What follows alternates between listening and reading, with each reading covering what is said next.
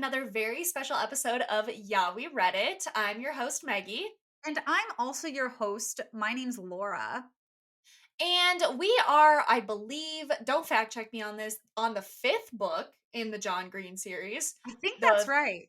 The I think Fault in that's Our right. Stars. I'll fact check it. I'm pretty sure it's right.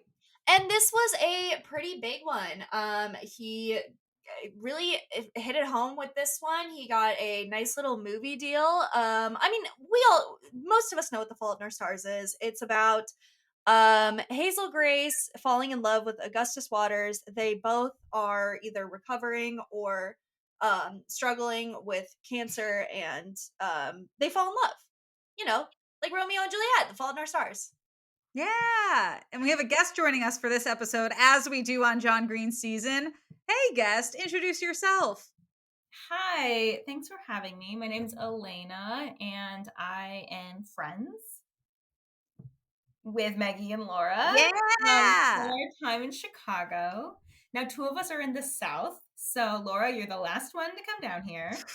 Yeah, The last I'll one. move to New Mexico next week just to really catch up to you guys. Please, faster the better. Yeah, Yeah, you guys. Wow. go ahead.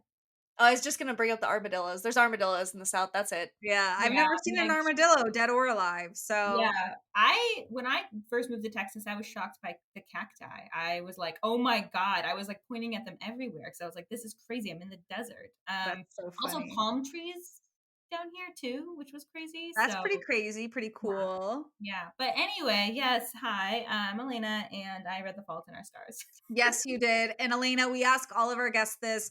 What is your past or only if that applies experience with both John Green and this book? Oh, good question.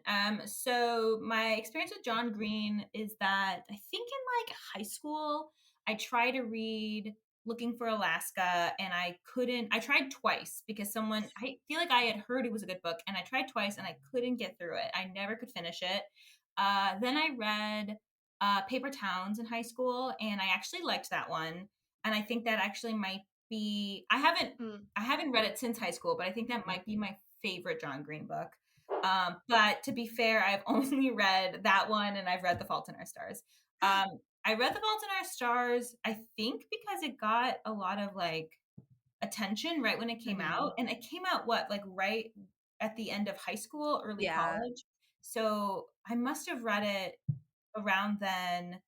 I have it. I have a copy at home with my parents, and now I have two copies. So that's cool. And yeah, I thought the book, I think I remember being fine with the book and Mhm. crying like I was supposed to. I was supposed to cry and I cried.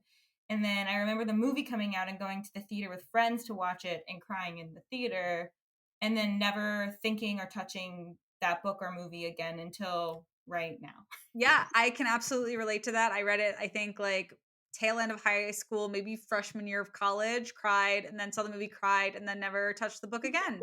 I actually read the book when I had the stomach flu, so I was extra sad reading it, like the Oh first my time, God. not this I time. thought you were going to say that you thought you had cancer. No, no, no, no. I just feel like I my just stomach hurts, so I thought I read this book on New Year's Eve when I had the stomach flu. I think in between my like on my freshman year winter break. That's when I first read it.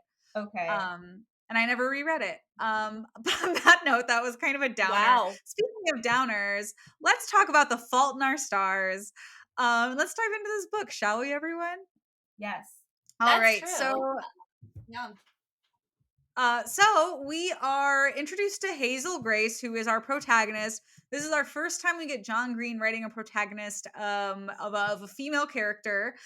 She has thyroid cancer and depression. That is her big thing. She also loves America's Next Top Model, which I can relate to. When I was 16, I would just binge watch marathons of America's Next Top Model.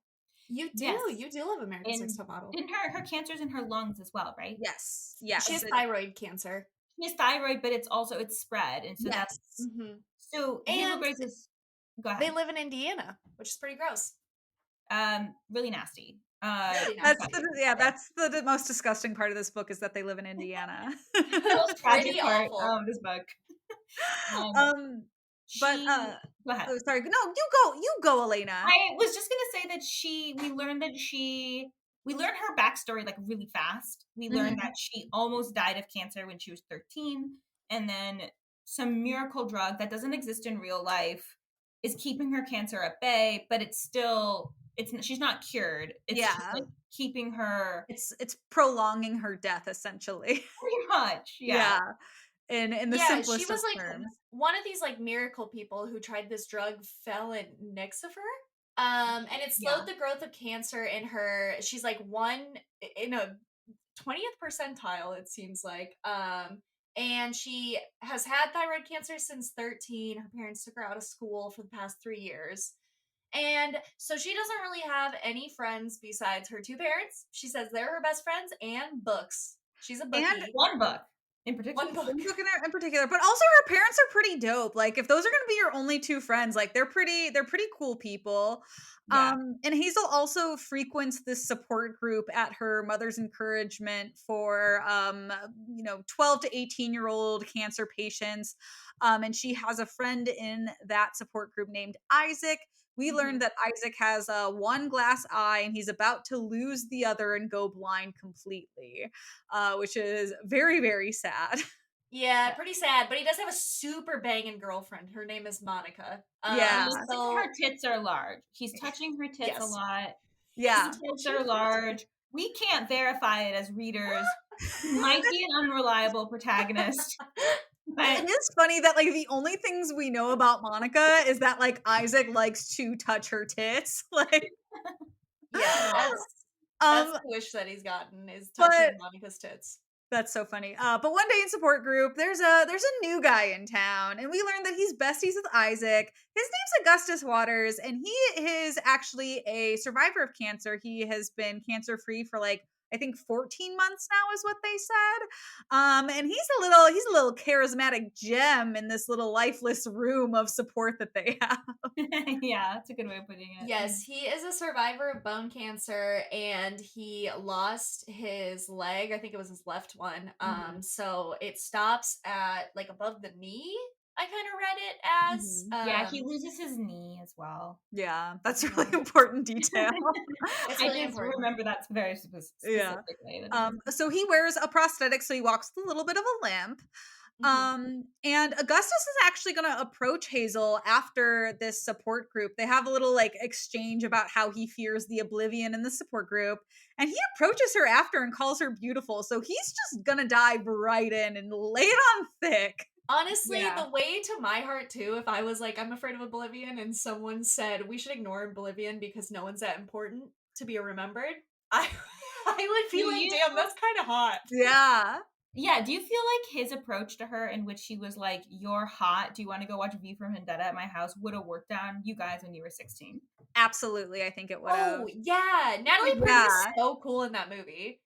Yeah, no, and I also feel like I knew guys like that in high school who would just like be like, "Yep, I'm gonna lay it on thick, and I'm just gonna no boundaries. I'm just gonna go for it," and it usually worked for them. So Yeah, I think he's really confident, which is definitely a turn on for her, she's probably never experienced that sort of confidence. I bet people are yeah, used to people like tiptoeing around her, I'm sure. exactly. Yeah, she's probably and especially like what she got this cancer when she was 13.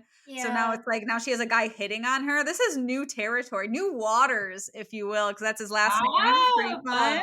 But she is flying too close to the sun on how much she likes him, and it's stopped in her tracks when Augustus grabs a little cigarette out of his little cigarette pack and he puts it between his teeth, and she's like, "You know what? You were so hot until you did that. I'm done. Goodbye." And he runs up and catches up to her and he's like, this is how you take power back. You put the killing thing between your teeth, but you don't light it or something. And then You don't she's give like, it the "All right." power to kill you. Yeah. And that's where I feel like I would have stopped liking this guy. Like, I think originally him being confident and then inviting me to his house to watch V for Vendetta, I've been like, tight, cool, Natalie Portman.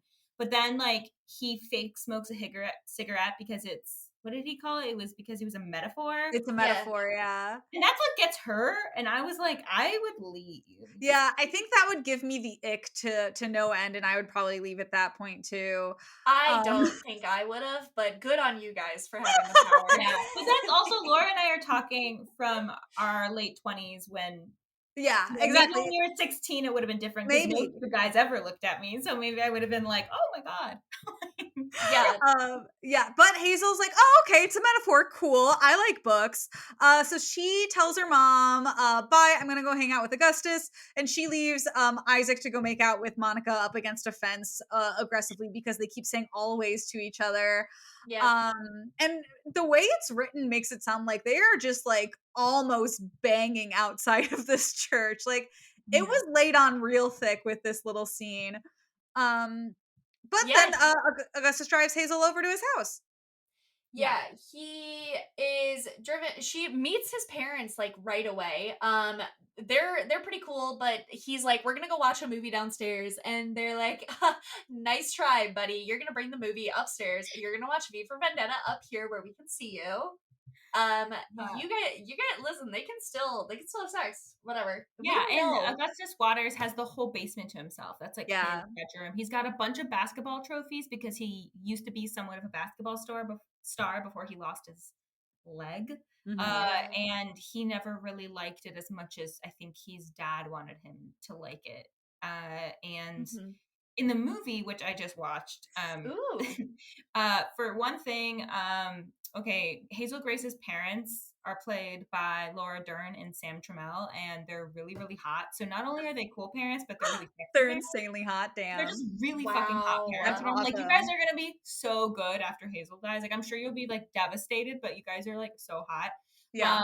And then Hot also people could get through anything. they really can. And then she goes into the basement with Augustus. So the parents never said anything about them going into the basement. Yeah. And they straight up boned down there. No, they didn't. But No. like they could have. Not They could yet. have. No, not yet. No. But they do. But they don't. But maybe. I don't know. Please. But Augustus, he's not done laying on his little charm. So he's like, Hazel, tell me what your deal is. Like, what do you do outside of have cancer? And Hazel's whole thing is that she likes reading. And Augustus is like, so you want to be a writer? And she's like, nope, I just like to read. And Augustus is blown away because he's never met a girl who likes to read more and doesn't want to become a writer. So they do Impossible, I think. they're impossible, Yeah. right? You know, you can't have one without the other. He's But like, they you do don't want to monetize this? Wow. Someone who just exists to enjoy things? Impressive. That's so funny. Just How wanted did they me. become famous? Become famous?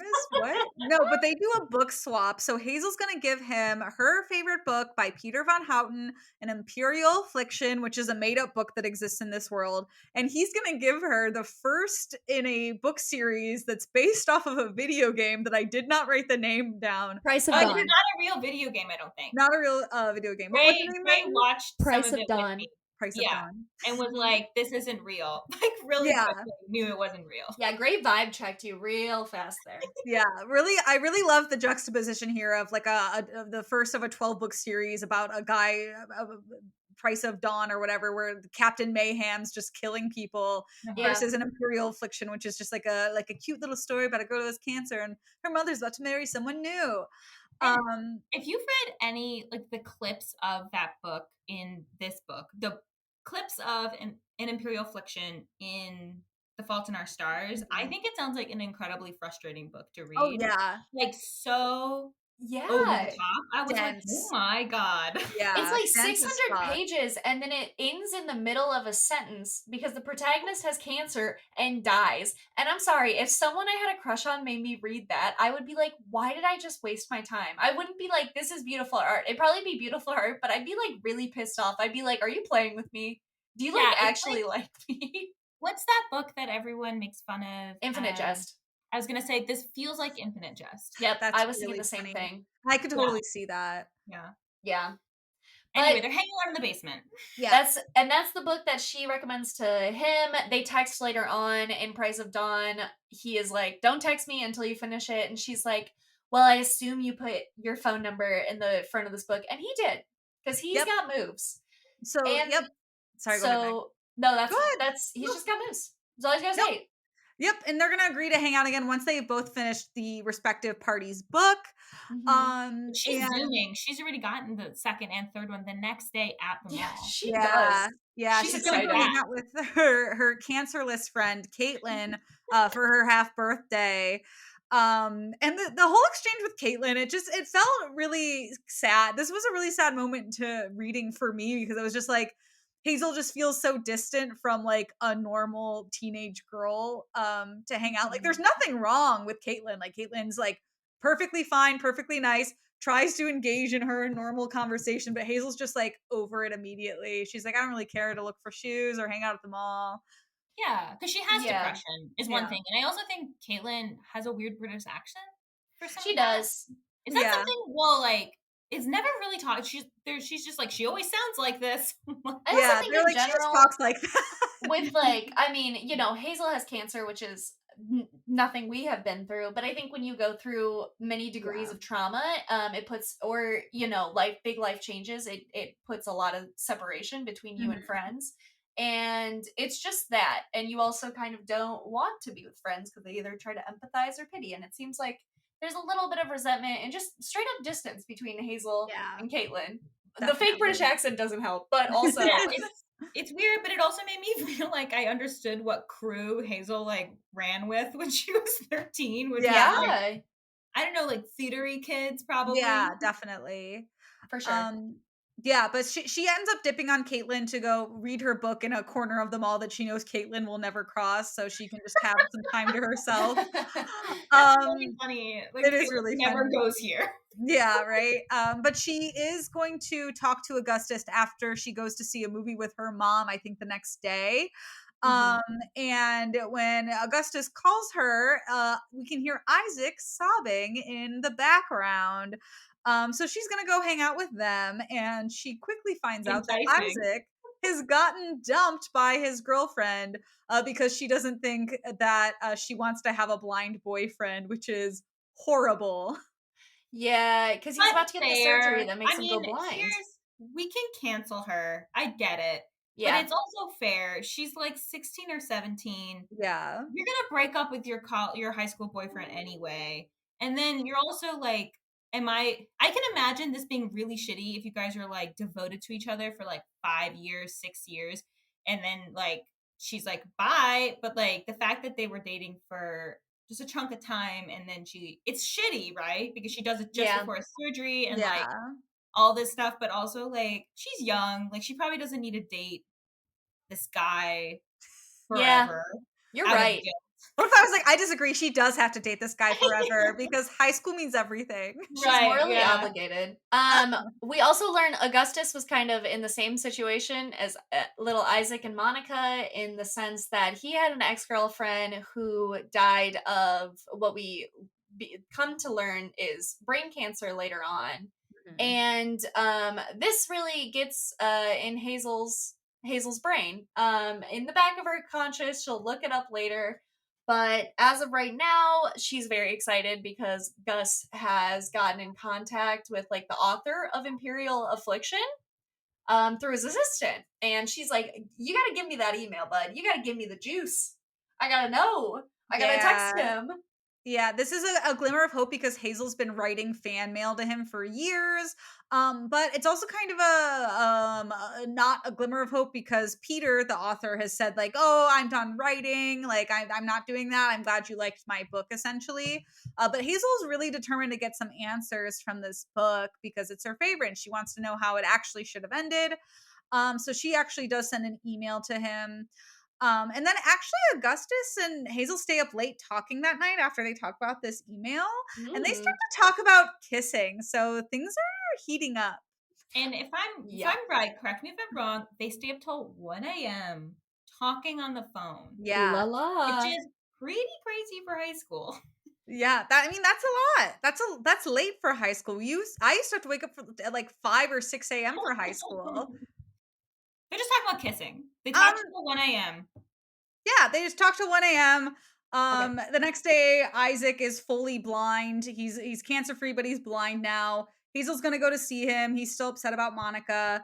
And then she ends up getting him flowers at the hospital. And then this is when Peter actually writes Hazel back, and he technically invites her to Amsterdam. And like her parents are like, "Oh, we're gonna have to think about it." But she's got a glimmer of hope. And then this is when Hazel calls Augustus to tell him what's going on with this. And this is when Augustus learns that she used her Make a Wish essentially on Disney. Oh, okay. Hell Wait, yeah. sorry. This probably is a stupid thing to go back on, but he tells her about Amsterdam then, and then he finds out she used her wish. I feel like it's the opposite. No, so she uses her he figures out that she uses her wish, and then later on they go on a picnic. And then he brings all that orange stuff. Yeah. So after he learns that she has the wish that she used to go to Disney World, he comes over the next day with flowers and he's Mhm. like, "Do you want to go on a picnic?" And her parents are like, "Okay, buddy, she's got some bad lungs. You got to go easy on her." Yeah, and she's like frustrated. She's She's gonna like, get too my lungs are excited. fine, and And she like pulls Augustus them is out of there. like, "Girl, you might have used your wish, but I'm still one wish in profit. So I want to go to Amsterdam is my wish." So he's basically going to use his wish to continue to woo Hazel. Hazel.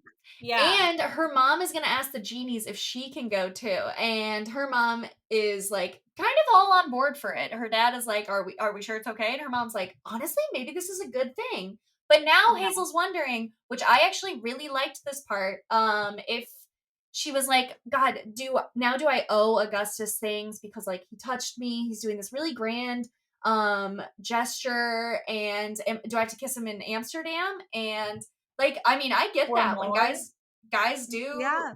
things like that. I was like, this is a very female thing. Who the fuck did John talk to And about she didn't this? like ask for it. So here's the small parentheses here. One thing is that Hazel Grace, even though John is writing from her perspective, is still a manic pixie dream girl Yes. for Augustus Waters, even though like it's not how he usually writes, which is like Mhm. Augustus Waters' point of view. Mhm. So I think that's interesting because like she's still like this like high priority for him, and it's like, whoa, guy. And then second, so as I was reading this book, I was like, how does John Green know all these like intricacies about cancer and like children Mhm. with cancer? And so I guess like he used to be a chaplain at a hospital Yeah. that Mm. was dealing with kids with cancer, and he made a friend there named Yeah. Esther Earl, and she had cancer, and he like was her friend, and like she Mhm. really loved his books and she was a fan, and then she passed away, so this book is dedicated to Esther Earl. So just to Oh clarify, because I think when I wow. was, Yeah. yeah, like when I was reading this, I was like, how the hell does John Green know like these kids making fun of like going to Disney for your wish, or like how they feel about pain? Like I feel Mhm. like Yeah. it's so internal. um I think like it's just because he spent so much time with these Yeah. kids. And I think that's really important because Mhm. not everyone's gonna do that when they write these books. Yeah. Yeah. Yeah, it was really intricate and I was really surprised by like the things he knew and Mhm. also how he handled the material. Yeah, it made it sound like maybe this Esther Earl who he was friends with was she was probably a kind of Hazel Grace character, like maybe Yeah. sarcastic and like funny and kind of really chill and depressed about dying, and maybe that's how he balanced it when he was writing it. Yeah, Yeah. definitely. I think he also helped get some of like her like essays or stories published into a book. It was called like "This Star Won't Go Out" or Oh. something like that. Yeah, I So think he did yeah, really nice things. He must yeah, have no, spent a lot of time in that field. I mean, just it just feels yeah, so raw when you read it because he's also coming from her point of view, hmm like of Yeah. having someone with pain. Like, yeah. yeah. Yeah, Yeah. no, I think John Green did such a good job writing just a female protagonist with this book. It was just like it was like a lot more relatable than I think a lot of the female protagonists we read, even by like female authors. So I have Oh, nothing but like good yeah. things to say about how he wrote Hazel as just a person outside of having cancer. Sure. And I think she was Yeah. better suited writing from the Manic Pixie Dream Girl like point of view rather than writing from the point of the view of the boy. Like I kind of Yeah. like it better that because like then she has those thoughts where she's like, do I owe him anything? Like Yeah. he's doing this stuff for me, even though I didn't ask him, and suddenly he's so obsessed with me. Like what? Yeah. Like, Yeah. Yeah, it is kind of crazy that he gives like humanity to his female characters and not Mhm. much to his guy characters Yeah. at all. at all. Because the next scene is also like very relatable in that she is now creeping on Augustus's ex, but doesn't have like the kind of, I mean, I don't know if it's like underlying insecurity that we would have, and like, you know, exes got hot exes, Elena Yeah. knows. Yeah. But since his ex died from brain cancer, Hazel is like, is that gonna be me? Am I just gonna hurt Gus? And she starts like really freaking out. And being like, I Yeah. just need to put an end to this already. We need boundaries, which is we're not Yeah. gonna do anything. She Yeah, she's calls very worried she's herself. gonna be a grenade in his life, and she texts Augustus like straight up saying, "We can never kiss," and he's like, "Okay, yeah, sure." And Mhm. they're like little thing they do to show they still like each other is just saying okay to each other. It's Mhm. kind of Cute. like how the other blind boy does, like always, always, always, like Yeah, they're saying like okay, okay. And there was like a cute exchange where she's like okay, and then he writes, "Oh my god, stop flirting with me," and like yeah. okay. What would be your Sure. okay with your partners?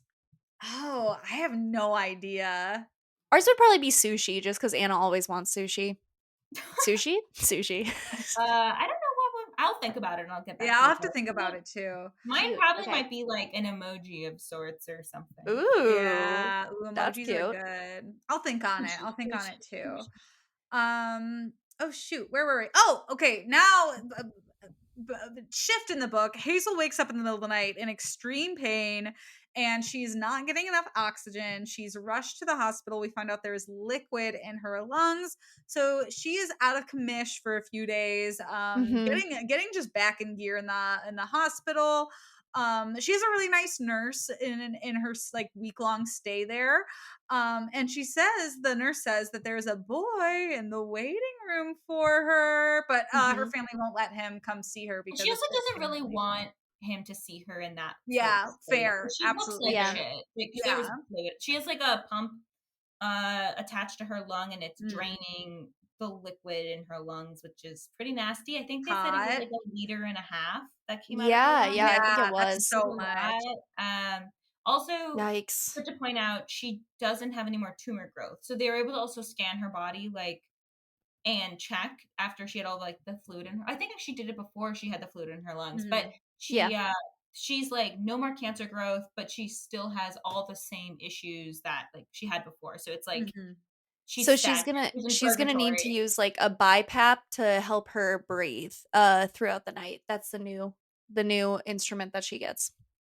Mhm. Yeah. And it's gonna help her. Really quick, I don't have cancer, and I obviously I don't have cancer, and I obviously don't have liquid in my lungs. But when I was a freshman in college, I had the lining of my lungs like dissipated, Oh my god. and it was super painful, and I couldn't breathe a lot, and there was one time I wasn't supposed to run and I ran to a class because the doctor was like, "Don't run. You're going to make your lungs worse." And I got to the class and I swear, not breathing is the worst fucking thing in the whole Yeah. world. It's Elena, so Lena, I you feel like like literally now suffocated yourself by running. I know it's because you didn't know me yet to drive you around. You hadn't that's true. When I broken your broke my leg. toes, Meggie drove Broke me your everywhere, toes. but when my lungs were bad, Meggie was nowhere to be found. Nowhere Yeah, to be wow, found, didn't know Megan, you. bad timing. Listen, I didn't know Timing. you yet. I didn't know you. Yeah, but you had, I feel like your ears were twitching. You were like, Elena's got a problem. A girl somewhere in Iowa is sick and I need to take care of her. I can fix it. You could have been my Hazel Grace. I could have been your Augustus. Aw. So but you couldn't be my Hazel Grace. Because Hazel Grace in this book, this is my segue, is going home a week later. She tells Augustus boundaries, no touch, no touch. And he's like, that's fine, but can I entice you with may perchance I entice me lady with a letter from Peter, the author of Imperial Affliction, and she's like, may chance you may. the, the letter is essentially okay. Well, first of all, I love this part because the letter is like, Gus has talked to Peter, this random author, about their situation, and so Gus is sharing with Hazel that Peter is like, maybe just kiss her. I don't know. But also maybe draw boundaries because it sounds like she's dying, so don't do that. Um, and he's really invested in both of them now in their little Fault in Our Stars love cross story. Mhm. And she's like, I gotta meet him because he's so invested in us. I gotta meet him now. Yeah, and Augustus also says he has an update from the Wish team, and they do have some dates lined out that they could go to Amsterdam. So they just kind of have to get the okay from doctors. And the next day, like Hazel and her parents meet with like their whole cancer team. And the cancer team kind of gets to the conclusion like, hey, something bad might happen there, but something bad might happen here. It's really up to you. Like, we have the technology to get you there, but like, in your condition, accidents could really happen whenever, but like, there's not really a reason why you shouldn't go. But Mhm. her parents didn't really want to hear that. So they're like, we have to think about it still.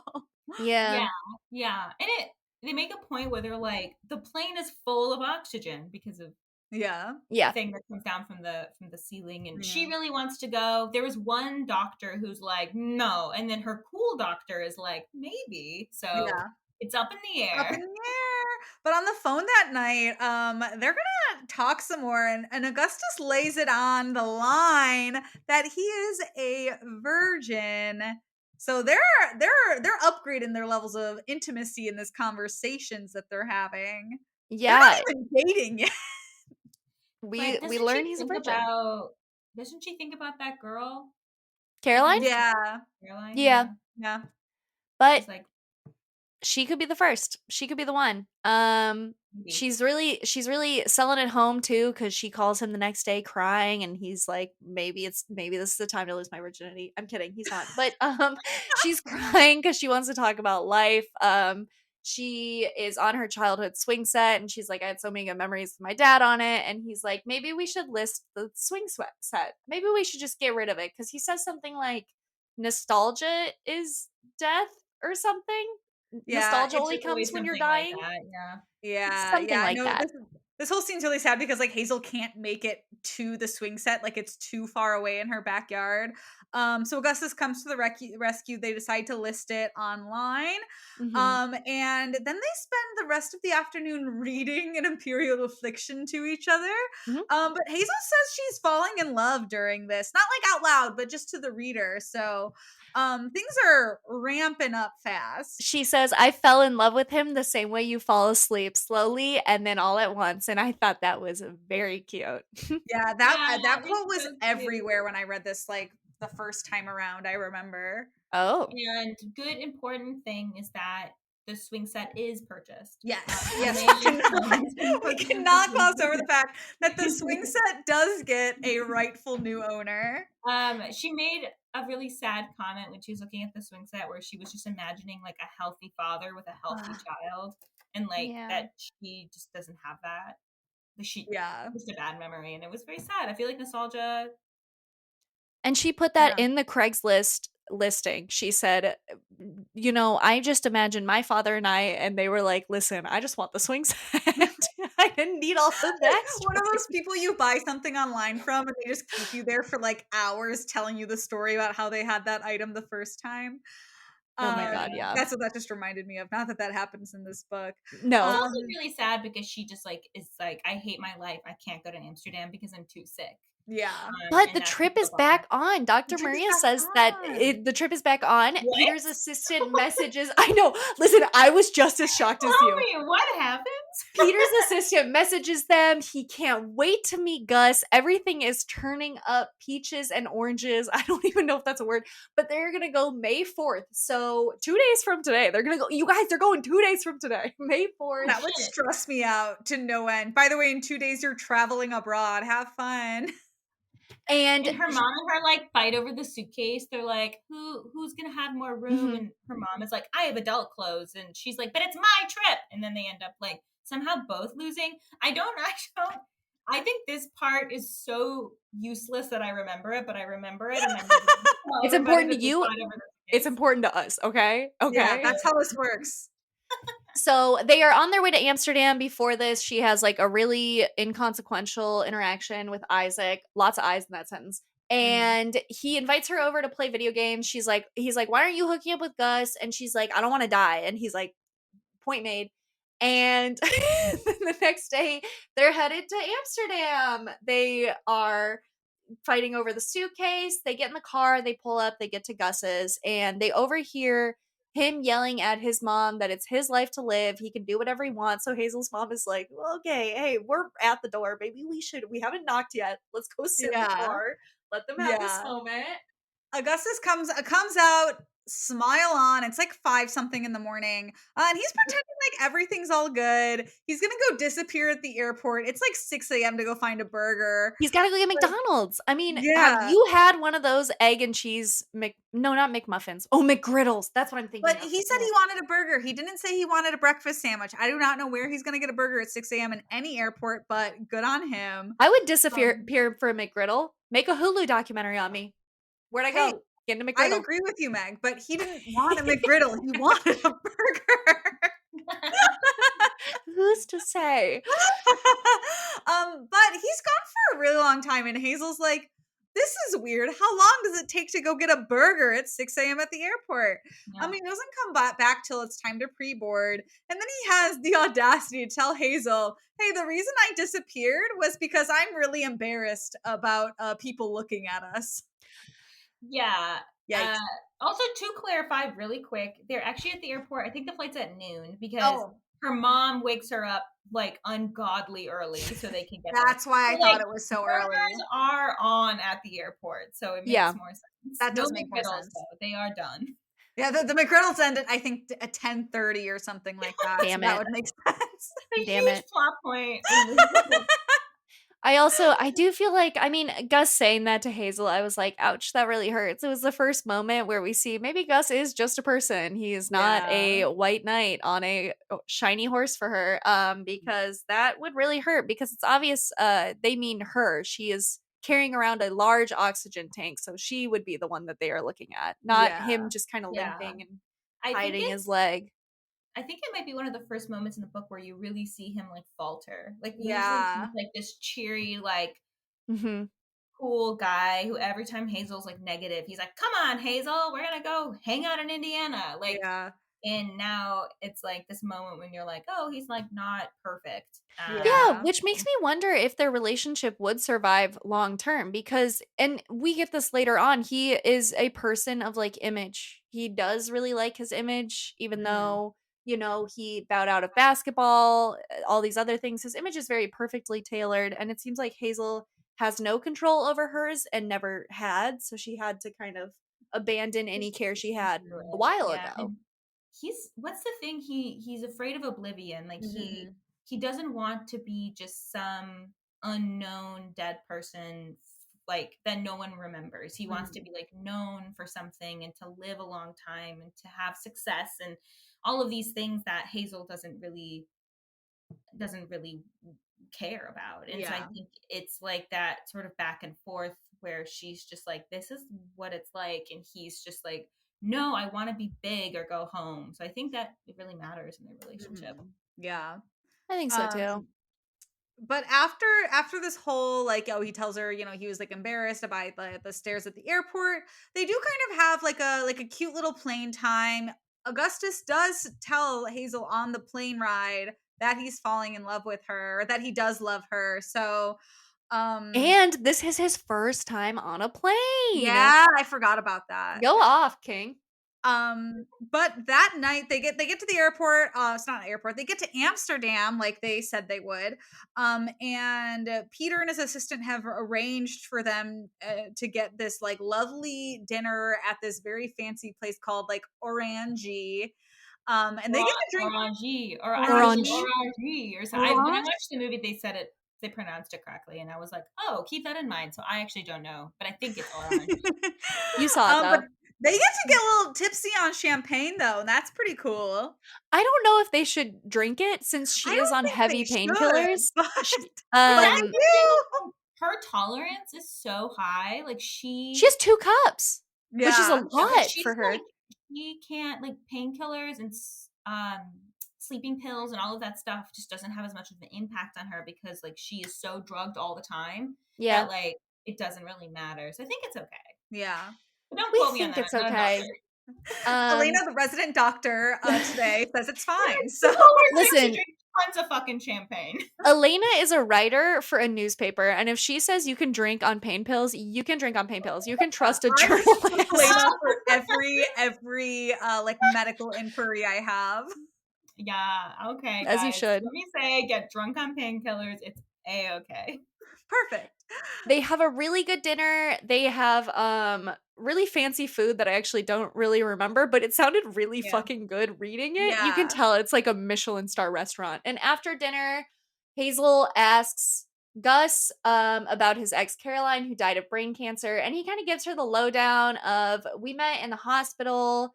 I saw her on a playground and was like, okay, this person's full of like, look at this manic pixie dream girl number one. And he essentially tells her that the tumor ate Caroline's brain and she became really mean because of it. I think it kind of ate away at the section of her brain that was developed empathy. She made fun of him not having a leg a lot, but he didn't Call him really feel Stumpy. stumpy, Yeah. which is so sad. But he didn't think that he could dump her. And then she just kind of died, and it seemed maybe like a relief, which is pretty sad. Yeah. But I think Yeah, it's it's also not like that bad. if you knew that that person was going, I don't think I would make their life harder by Mhm. dumping them. I think I would stick it out too. Yeah, I think that's the difference maybe between what happened with him and what's happening with Isaac, Isaac. and Yeah. because he's Yeah. going to live, and assumedly because they got rid of the cancer in his eyes, but like Yeah. Mhm. he was on her way from like the beginning. So it was like so stark how he explained like how he never really knew if it was her talking or it was the Yeah. tumor talking, or like maybe that's not really the question because the tumor is her, and like the tumor is a part of her, so like it's Yeah. really her talking. It was like very, I feel like it was a really cool way of like framing it. Yeah. Yeah, it was very like it was yeah, it was a very like in-depth way of describing it. But the next day Yeah. is the day that they are going to meet Peter Van Houten, author of their joint favorite book now. Augustus has become a stan of the book. Hazel decides to dress like the main character. And they knock on the door to the address they got, and things take a turn very quickly. Peter is heard from the other side of the door yelling at his somebody that these people have showed up and why the fuck are they here essentially. Yeah, he says I didn't agree to see Americans. Yikes. And she's like, "You are American," and he's like, "Unfortunately." Yeah. Yeah, Peter Van Houten is like it talks so pretentiously, like in an unimaginable pretentious way. Like I couldn't even write down any of his quotes because I was like, this is just too wordy. Yeah, I was angry at the way he is. He did Like, not Yeah, and speak like a he's supposed to person. be unlikable. Like like this is I think a great addition to the story to talk about how you can like idolize somebody and then they're just the exact opposite of what you've idolized them to be. yeah. But And Peter's just like, Peter oh, is William Dafoe in the movies. yeah, He's he's hot Willem too. Dafoe. He's fucking hot. Wow. Gray made sure to hang out every time Willem Dafoe was on screen. But the funny thing, Willem Dafoe is great in the movie, but in the book, he's like this really Peter's like this really fat guy who like is just super unhealthy looking, like an alcoholic. Obviously doesn't take care of himself. Looked like maybe he hadn't showered. His house is stacked with fan mail that he's like never opened. He doesn't give a shit about any of that. He says absolutely horrible things to these kids. Yeah, Yeah. Oh my yeah, gosh, he does. He's evasive about their questions. He's like playing Swedish rap. He's ranting about God knows what. yeah, And he's just really condescending. He's like, wow, all these sick kids, they feel entitled to pity. And uh, they get mad at him, as they yeah, should, because he's yeah. being an asshole. His assistant quits, and While this is all Peter's happening, yeah. so delusional that he's like, "You didn't quit. Pour me another drink." And she's like, "No, I quit." And then Hazel decides to yell at Peter for being a prick. And slaps his drink out of his hand. Yeah, hell Yeah. yeah. And then she leaves. And Augustus is like very quiet throughout all of this. He's kind of like, I think he's like shocked. Like for the first time ever, he doesn't know what to say. Yeah. Yeah. At one point, Peter says that they are side effects in evolution, Ooh. which is really brutal and very cruel. And when Hazel stands up and yells at him, she's like, "You're saying all these things like I don't already know them. Like I already know these things about myself." Oh. And just answer my fucking questions, because what she wants to know is what happens at the end of the book. Like she wants to know a period affliction. She wants to know what happens to the mom. She wants to know what happens to the Danish Hamster. tulip The man, hamster. the Sisyphus. hamster man, Sisyphus the hamster. And I think for her, it matters so much because she's going to die, and she wants to make Oh. sure that life, Yeah. the people that she's touched, go on without her, like her parents, and at the moment Gus. And so she's keeping this in mind. And since he can't give her the answers, she's freaking out because she's like, I need to know this stuff because like this is my life. Like I see myself in this character. Yeah. Yeah. She So feels even worse too because she spent like Gus's wish on Yeah. this whole trip. Yeah. yeah, So and yeah, go ahead. after they leave, she's feeling really guilty, and Augustus is like being very much like, it's fine, he sucks. But his assistant ends up chasing them down. They describe hearing the plonk plonk of her little shoes. And she apologizes profusely and says she still wants to like take them to the Anne Frank house, which was the plan all along. And they do agree to go with her since she just quit her job, and they're like, yeah, we all kind of bonded over how shitty this guy is. His poor assistant though like cannot stop apologizing. She is so determined to like make their trip like at least like somewhat nice after this, which was really really amicable. And in the movie, she's so hot. Again, I don't want to keep bringing up hot people in the movie, but like, look her up, guys. She's like a model, and I'm like, who is this woman, and why is she working for him? She's like Lottie so great. Verbeek? What? That's literally her name, Lottie Verbeek. Well, That sounds like a made up name, She kind but of looks like I'm not Jessica saying she's not Chastain. hot. oh, she does look like Jessica Chastain a Oh, lot. she does, yeah. But I thought she was great. I thought she was so Yeah. pretty, and I was like, why are you working for this man? I mean, this story isn't about her, but Yeah. But I would read a But story now about it her. is. now it is. But she's they doing the go best she can. They're going to the Anne Frank's house. But there is one thing about this museum is that there are a lot of stairs. And Hazel Grace is gonna have to like lug her oxygen tank up them because I think like there's the attic that Anne Frank was in Mhm. and her diary's up there and like visitor log, the famous visitor log that Justin Bieber wrote. I bet Anne Frank would have been a believer in. And You wrote so that? about that. yeah, Justin Bieber wrote, I feel like Anne Frank, if she was alive, would have been a believer. I mean, to be fair, is he How old wrong? was he? Well, her sister said it is okay that he wrote that because she probably would have been a believer. And so I don't That's know not why true. it You don't recently know if came she up in would have. news. Like, I don't know. probably not. She's like in Europe. But it is that is upstairs, and so Hazel Grace is getting up to the Belieber Diary. She's got to lug things up there, and they move through the house. They get to this room where Otto Frank, Anne's dad, is like reiterating like where are my kids, things like that, and they It's a take video this of him. We moment. should say he's not actually there. Oh yeah, no, he's not there. It's a That's what I it's a was recording. like.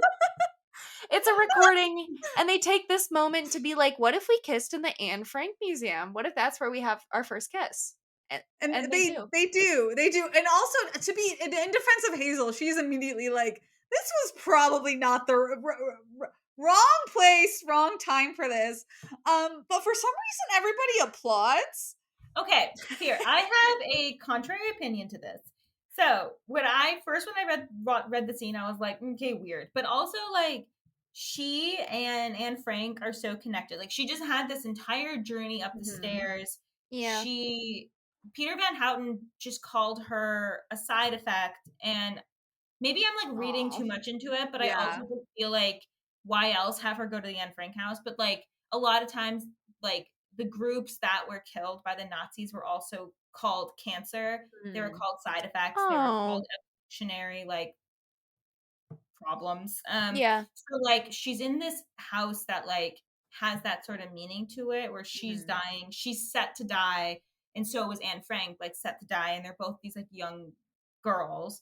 And she gets to the top, and I just feel like I wouldn't want anyone else to kiss in the Anne Frank house. I think that's Yeah. not good, but I do think maybe for them, it's these two characters who, like, despite everything, are finding love in this like really tragic place Yeah. and Yeah. time. So I kind of feel like it's okay, I but love that. I do Yeah. get it being a little weird. Like, it, Yeah. like, It's a symbolizes little weird, definitely, but I get where you're I going do with love the it. idea of, like, it symbolizes, like, we have to live, Yeah. now while we can, because we don't know, especially them, like, they don't know when they're gonna And Yeah, die. and I can imagine, if Anne Frank was there. Like, Yes, maybe she would have been hypothesize. like, yeah, like, she would maybe have she been a believer, yeah, and she she would would have have really loved been people there. making out in that attic. She would have been happy to see love, maybe. I Yeah. don't know. For sure. Yeah, for sure. But speaking of looking for love, they're gonna take this little kiss fest out of Anne Frank's house and back to Augustus's room. But we should point out here that this is now like the third time in the book that it's mentioned that he's winced in pain just by doing a normal action. So Yeah. something's up, but we're not going to address it now because right now they're going to get comfy, cozy, unclothed, and they're going to have sex. He's tired, but he's powering through, and he was ready for this. He brought a condom. Yeah, So, and he also took off his like metal leg, and yeah. then she was like, he's like just explaining to her, he's like, this is what it feels like, and then she's like, get over yourself, like I don't give a fuck, and so It it was a very was sweet moment. Yeah. very sweet. She finally says, "I love you" back, and he smiles his little Augustus Waters goofy Mhm. smile, and they have sex, and it seems like it's a nice thing. And the next day, they're getting coffee. And Hazel's mom is like, maybe you two should talk. I'll give you guys Ugh. time to talk. So Ah. Gus takes Hazel on a walk, and he's explaining a bit on the pain that he had previously. He Mm. says that he went in for a scan and he lit up everywhere with cancer. Ugh. Yeah. When I first read this book in high school, because I knew I was like the entire book I was reading it and I had no idea what was going to happen, but I was like, he's going to be the one that dies, isn't it? They're teasing it up too much because she's the one who's depressed. She's the one who's talking about dying and she's a grenade. And I was like, they're going to flip it on us. And so I was anticipating it. And when they flipped it, I cried so much when I read that I lit up like a Christmas tree line when I like initially first read this. Cause like, Mm. what, how is that so shitty? I don't know how I felt on it, but I did write something pretty fucking psychotic, which about John Green's decision in Wait, when did you write 2014. this, Meggie? Okay, yeah. 2014. I said I did love his decision to go with a strong female lead and kill off the weaker male character. And then I put in parentheses, complete sarcasm. I heavily considered crying when Gus died, which is so girl boss of me in That was 2014 when we're like, we Wow, have to very kill cool, That was Meggie. very Meggie. manic pixie dream girl of you, Meg. I We don't need know. no man. Yeah, I said we don't need no man. It's such a cringe article that I can, if anyone wants to find it, I'll link it. But But they fly back home. They drink champagne on the plane. The flight attendant's just like, y'all can have it because clearly one of you has cancer, so like it's on us. And their dad picks them up at the airport. And I did write down this is interesting because when they're going to Amsterdam, they talk about parking their car and taking like the bus from the parking lot to the airport terminal. So why is their dad picking them up now? What happened to the car in the parking lot? Oh that's my Yeah, the real god. plot mystery. hole. Found the largest plot And I'm hole. pissed about it. Yes, you did. But yeah, things are really going downhill fast for So Gus. You fast. He is deteriorating pretty fast back at home. Hazel is kind of catching Isaac up on Amsterdam, and she's, I don't know, I don't think she goes into too much detail, but she just in initiates, I don't know, Yeah, innuends that Gus is just not doing too hot. this like the rest of the book is written of like little blips from like moments of days, which I think is really So just like devastating. it's really relatable because it's just disorienting and it's like you can only focus on like the good or the bad at these points because everything else kind of just feels like every single day is the same. I kind of love um it too, because yeah, it sliced time in half. The yeah, chapters were just like a page, and exactly, it's yeah, just no, it going just felt so very fast. real, yeah. And I think also, just to clarify, like drugs aren't working on Gus. Like he's on Yeah. chemo, but Yeah. it's not working. He's on some specialty stuff. It's not working. He's just dying. Yeah. I think she has a chapter, as you guys mentioned, that she just talks about like what a typical day looks like, where she just goes Mhm. over to the house, Mm-hmm. Gus's parents' house. They hang out. They play video games. They just kind of chill all day before she just like goes back to her house, Yeah. and kind of like what every day is like. And I think like her parents are starting to feel her absence because she's just gone all the time with Mhm. Gus, and like Yeah. it's just not looking good. He's just like deteriorating a little. Yeah. He's Like really. deteriorating, but he does have enough energy when Isaac comes over to learn that Monica, his ex, still hasn't called, which is very shitty. That she has not called since he's gone blind. So Gus is like, we're gonna go egg her house. And so Gus, Isaac, and Hazel, they get some aggression out by egging Monica, and it's a very sweet moment because Gus has to like guide Isaac where he's going. So he's like Yeah. simultaneously like comforting Isaac, being like, no, no, you don't deserve this. A little bit more left. Like she is the one who, okay, and a little bit more higher so you can get her car door. Left you. So and very funny scene. And Monica's mom comes out and Gus is like, you get back inside right now. You don't because of what your daughter did. And her mom does. Her mom's like, Yeah. you Yeah, know her what? mom does. It is a very cute scene. Yeah, it's I feel like they needed something to break up how emotionally draining like the drop of Gus having cancer and like the rest of the book. They just needed some moments of like good in there. Um but a week after that, Gus ends up in the ER, and then he is immediately bound to a wheelchair from there. And Yeah, but Yeah. then you're not talking about how he ends up in the ER. Like he goes to the gas station. No, that's after the wheelchair. So he's in the wheelchair and then which actually I don't really get how that makes sense because there's a scene, the scene that Elena's talking about is um in between this moment like he's not good. Hazel's gone mhm, over, he's pissed the bed. He's like yeah. stressing out cuz he's like Right. it's coming. It's ending. And they have an exchange where she's like really upset. She's like, I don't know why you're stressing out that you're not special to anyone. You're special enough to me. And yes, you're not going to get to do the things you want to in life. And this just like sends him over the edge because she wakes up at 2:30 a.m. and she gets a call from him and it's a call for help that he's driven to the gas station himself. Mhm. But he's like not doing good. He has vomited all over himself when she gets there and he's just so sad because he can't do the simple act of purchasing a pack of Box of cigarettes. cigarettes. Yeah. And he says Um he just wanted to do like one final thing all by himself, and it's so sad. I remember crying reading this in high school. Same. This specific yeah. scene, I thought it was the saddest scene. Just Yeah. him, like his character so far that we've seen to be so confident Yeah. and Yeah. like so sure of himself and so like strong, right? Like not just physically, but just like emotionally strong. And Mhm. he's like collapsed upon himself in this parking lot, and it's just really Yeah. hard to read. It is. Yeah.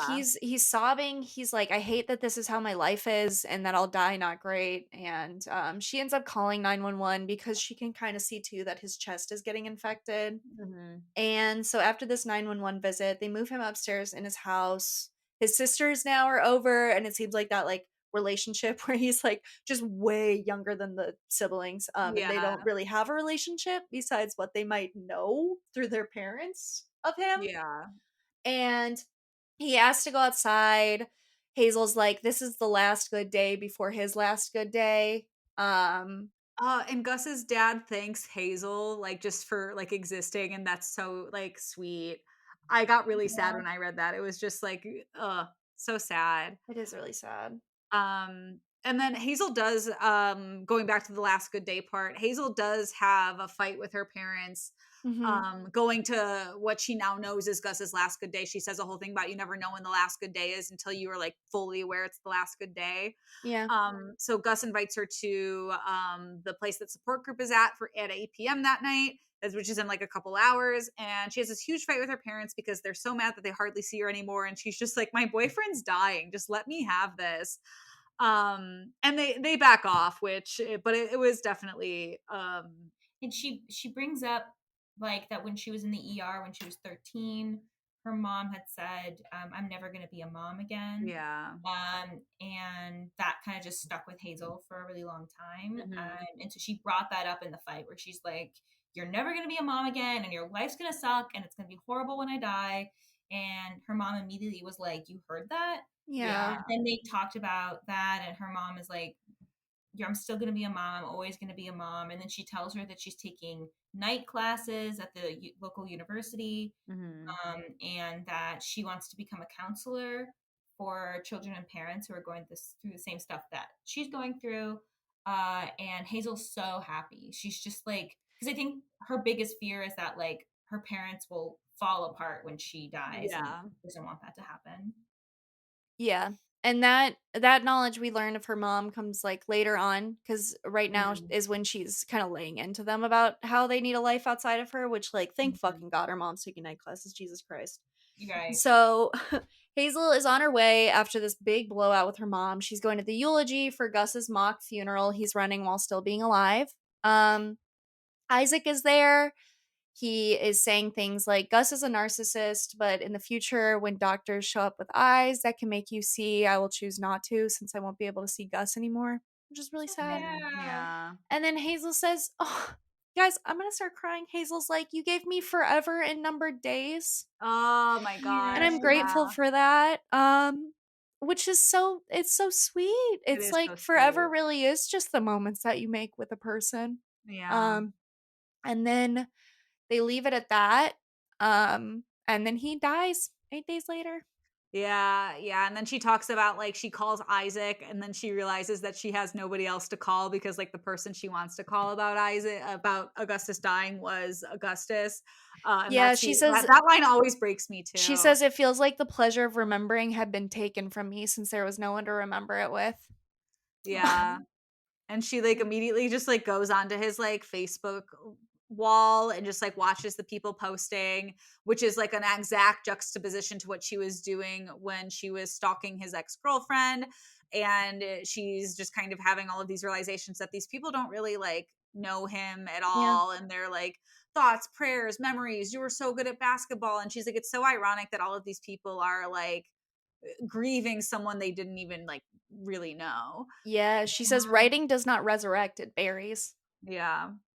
Yeah, Which I think that is that something. made me really sad as well, because you Yeah. just think about, there's been a few kids from my high school who have now passed away, but I wasn't close to them. But that same Mhm. sort of stuff happens. Everyone just posts on their wall, Yeah. and says what they think is nice things, but it's also like one thing Hazel really hates is when people say like he fought a courageous battle. Mhm. Um, she doesn't Mhm. like when people say that, and she doesn't like it when they say it at his funeral, because she feels like that's just like a thing to say, and it's not real because it's not courageous, because it's unfair and it sucks. Mhm. And I think that's Mhm. like, I don't know. It's just like you don't know it unless you experience it. And I Yeah. do think this like sentiment she carries it into the next scene going to the funeral of like in those moments she knew him more intimately than other people, and I think when someone who dies young and very tragically, all these people show up because they're more disillusioned with the possibility more than the person. Mhm. And she's kind of feeling this at the funeral. She goes up Mhm. to his open casket. She gives him a kiss on the cheek and like slips a cigarette into his casket. Like, you can smoke this later. And really just wants this moment to be like alone. She's like, I don't want to share this in front of people. Because the thing Yeah. they shared was like a very real thing as opposed to like a Mhm. performance, which open casket funerals fucking feel like. I mean, Yeah. it's you're performing and you get robbed of those last moments. I didn't want to touch like my aunt or my grandma because I'm like, you have a special relationship with them that either it's like distant and you feel like you're putting on an act if you do too much, but it's also your final goodbye. So how do Yeah. you reconcile that? Yeah, she even mentions like she reads a completely different eulogy because she like acknowledges like funerals are for the living, Yeah. and like this isn't my goodbye to Gus. This is me like easing the pain of everybody else here, Especially which his was also parents. really yeah. Yeah. I think that's so true. It's like when people talk about like what you want to do after you die, people will be like, they're like, "Oh, do you want to get buried, or do you want to get burned, or Mhm. like Mhm. what do you want to do?" But in the end, it's kind of like whatever just makes your family feel at peace with your death. Yeah. Why the fuck does it matter with you? Like Yeah. you're dead. Like Yeah.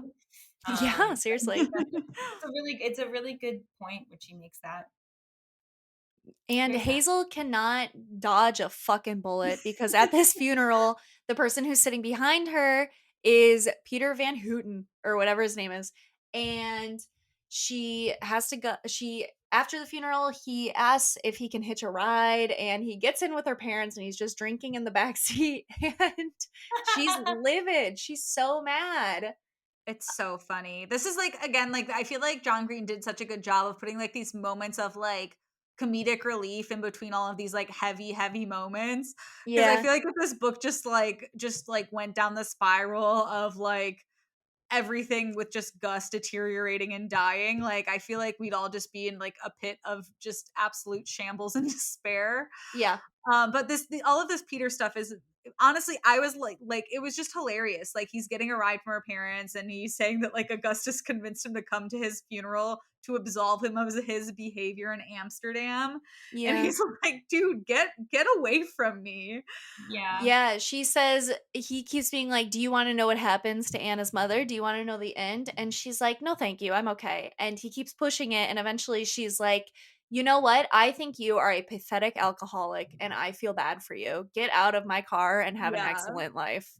Which Because you yeah. comes from a child. I would feel embarrassed. yeah, you should.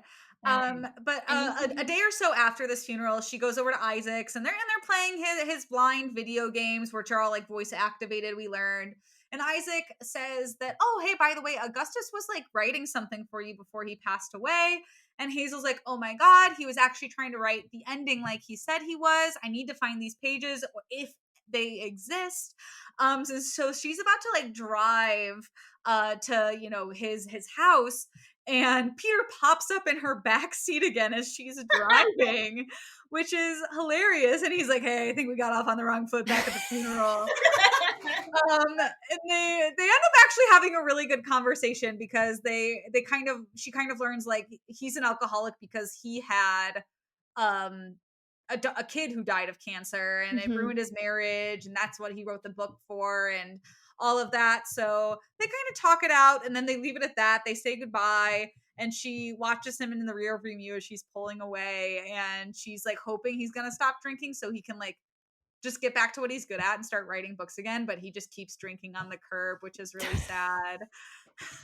Oh man, she's like, "Sober up, start writing again, dude." And he's like, And he's I'll like, think about "Okay," and it." then he doesn't. Yeah. um um so she's sad. Yeah. So she's sad. But she ends up like looking for the pages. She can't find them. A few days later, Augustus's dad calls and says he found a notebook that has missing pages, but he doesn't know where the pages are. Mhm. Um, and so she's kind of like, dang it, maybe this is a lost cause. She ends Oh, up she going, lays in his bed to smell him one yeah, last time. But she never smells his scent again after that. That was a sad That scene. was really sad. that is really sad. I God, the scent thing is like such a devastating thing to see. Before I got my grandma's couch, my mom was cleaning it and I saw her smelling it. And I just can't even Aw. imagine how much that must hurt for someone you really Yeah. love like that. Yeah. Um, but Hazel does go to support group. She's mad, obviously, and is just like, I want to die nonstop, Yeah. which very relatable. And afterwards, she has the moment that Elena was mentioning previously, where she freaks out on her mom, and her mom admits that she is actually taking classes, studying to get her MSW to counsel similar families. And she Mhm. also makes her parents swear. She's like, "Swear you will stay together." And they're like, "Yeah, we'll stay together. It's fine." Yeah, Because they're like, Hazel, both we parents. love you, but like we're gonna be fine after you die. Which Hazel's relieved by, which I thought was actually really cute. But Yeah. the next day, Caitlin calls Hazel to see how she's doing, and it's an interesting moment here because usually it's like, hey, it was Hazel calling Caitlin to tap in about like girl things, but now Caitlin's asking Hazel for like tips, and she's Mhm. like, hey, what's it like being in love? And through this conversation with Caitlin, she realizes the pages that Augustus wrote would have gotten mailed to Peter. So she's gotta get a hold of those pages somehow. So she hits up his assistant and is like, "Hey, can you go get those pages for me?" And the assistant's a ride or die and is like, "Yes, I will do anything I can to get those pages back, and I'm going to break into his house with my boyfriend."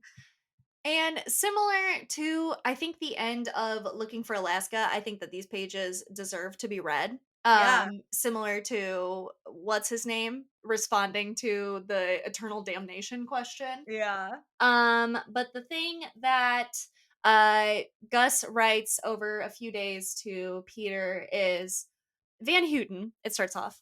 I'm a good person, but a shitty writer. You're a shitty person, but a good writer. We'd make a good team. I don't want to ask you any favors, but if you have time, and from what I saw, you have plenty, I was wondering if you could write a eulogy for Hazel. I've got notes and everything, but if you could just make it into a coherent whole or whatever, or even just tell me what I should say differently.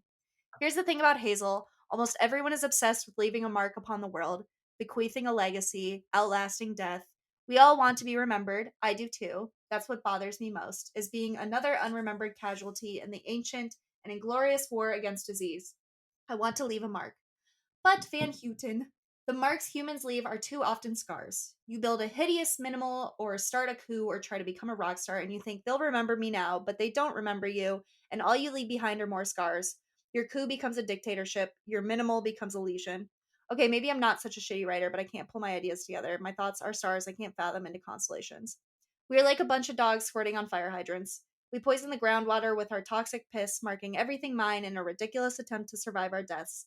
I can't stop pissing on fire hydrants. I know it's silly and useless, especially useless in my current state, but I am an animal like any other. Hazel is different. She walks lightly, old man, she walks lightly upon the earth. Hazel knows the truth.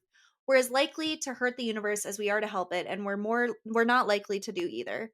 People will say it's sad that she leaves a lesser scar, that fewer remember her, that she was loved deeply but not widely, but it's not sad. It's triumphant. It's heroic. Isn't that the real heroism? Like the doctors say, first do no harm. The real heroes, anyway, aren't the people doing things. The real heroes are the people noticing things, paying attention. The guy who invented the smallpox vaccine didn't actually invent anything. He just noticed that people with cowpox didn't get smallpox. After my PET scan lit up, I snuck into the ICU and saw her while she was unconscious. I just walked in behind a nurse with a badge and I got to sit next to her for like 10 minutes before I got caught. I really thought she was going to die before I could tell her that I was going to die too. It was brutal, the incessant mechanized harrowing of intensive care. She had this dark cancer water dripping out of her chest, eyes closed, intubated, but her hand was still her hand, still warm, and the nails painted this almost dark blue. And I just held her hand and tried to imagine the world without us, and for about 1 second I was a good enough person to hope she died so she would never know that I was going to. But then I wanted more time so we could fall in love. I got my wish, I Oh. suppose. I left my scar. A nurse guy came in and told me I had to leave, that visitors weren't allowed, and I asked if she was doing okay, and the guy said she's still taking on water. A desert blessing, an ocean curse. What else? She is so beautiful. You don't get tired of looking at her. You never worry if she is smarter than you. You know she is. She is funny without ever being mean. I love her. I'm so lucky to love her. You don't get to choose who if you get hurt in this world, but you do have some say in who hurts you. I like my choices. I hope she likes hers. yeah. John Green can write a freaking ending. Like, if there's one thing I think we've learned this season, on like, no matter how like shitty some of his stories have been, he can write like just paragraphs wrapping up just like a beautiful thought and like moment in time in these books. I But do that's think it it. turns like a very negative two into a net Yeah, positive of like these yeah, aren't things you can control, and like on a smaller scale, like absolutely. have falling outs with friends, we'll have Mhm. people come and go in our lives, and like Mhm. I love the idea of like we are honored to like take on those scars and the time that we Mhm. have with them, no matter brief, because like I think it is tragic to lose anyone in any matter. Yeah, So I just thought that was like a really nice way of like turning it into being like, yeah, I was so honored to be like hurt by her or to get yeah, to leave a scar for her. 100%. Yeah. Mhm. But that's it. That's The Fault in Our Stars. We opted out of a top 5 this episode, We but didn't really think we it would be all appropriate. agreed. We didn't think it would be appropriate, but we did opt that we would discuss a canceled character for this episode. And I feel like we MVP. might all have the same canceled MVP. character and an MVP, but I think I would like to elect Peter Van Houten or Van Houten as the canceled character because he was just plain awful. Yeah, he was I think like I thought he was like evil, and then I Mhm. thought he was actually terrible when he said those things about Yeah, them like being side effects. I was like, ooh, yeah, Peter. Yeah, that was nuts. He took the yep, canceled character card. yeah, God, MVP. That's a fun one, Elena. yeah, yeah. I gotta think. MVP. I mean, I honestly, I think I'll say Hazel. I mean, I think if she is the manic pixie dream girl, I aspire to be the kind of person who just like lives without recognition, and like Yeah, being someone who spreads love, and it doesn't have to be like I left a great mark or yeah. legacy. I So, think I want to elect Hazel's mom. I feel like Hazel's mom is the like picture perfect mom in this world. Like I think she's stern in a loving way. I think she backs off when she knows she needs to back off, and she's nothing but just like supportive. So that's who I would elect as an MVP. okay. I also would elect Hazel's mom. I think she's hot in the movie. Well, she is hot in the movie, Okay, but she's played by Laura Dern, so you're right. Laura Dern, so obviously, but yeah, no, she is truly such a good mother to Yeah. Hazel, and like I just felt like Hazel must be very lucky to have those parents with her, like when she was Mhm. going through this, because it's unimaginable what the parents are going Yeah. through. Mhm. So I think that's a really cool part of her, and I never found her irritating in the book. Sometimes I find parents to be very dumb in books. Yeah, Yeah. yeah, no, he She's wrote great. two really good a lot of really good parental figures in this book. Like they all felt like very like real humans, which I really liked. Yeah. But that's gonna be it for this episode. Elena, we want to thank you again for not only reading the book, watching the movie. Oh yeah, thank you. Hey, That you know what? I rules. gotta do what I gotta do for my girls. Yes, Hey, you and we do. love you for it. But that's gonna be it for this episode of Yeah, We Read It, and we will be back next week where we are reading Will Grayson with another special one of our friends. Who's gonna be on next time? Nick, my boyfriend Nick Olson is gonna be Yep. on next Your time. boyfriend, We're Nick? I switching know partners. It's we're it's switching partners. Laura's turn. Nick's Oh my time to be in the hot god. seat. Elena, if Very people want to keep up with you, where should they find you online? Oh, I guess for my fun content, you can request to follow me on Instagram. A It's mystery. at Elvarella, ELLEV as in victory, ARELA.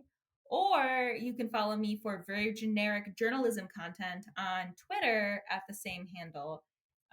So pick your poison. I want to say that Instagram is more fun, and I never post on Twitter. That So is right, folks. Elena is a very smart journalist, and she encourages you to mix pills with alcohol. Lest we forget that Elena encourages you to get addicted to pills listen so your up. alcohol tolerance is higher. Listen up, guys. I know a thing or two about drugs, so No, I Elena actually is the don't. smart one. Elena is like, don't do Elena is that. so smart. Um, but Don't do that, guys. Don't do that. And yeah, if you just a want to little keep, bit. don't do that. If you want to keep up with us, we are on Twitter and TikTok at Yeah We Read It. We're on Instagram at Meggie_and_Laura. And please email us. Getting emails is very fun. So if you want We to love it. pop one off, we are Meggie and Laura present at gmail.com. And I think And that's it. that is it. Thank you all again. We'll see you next week.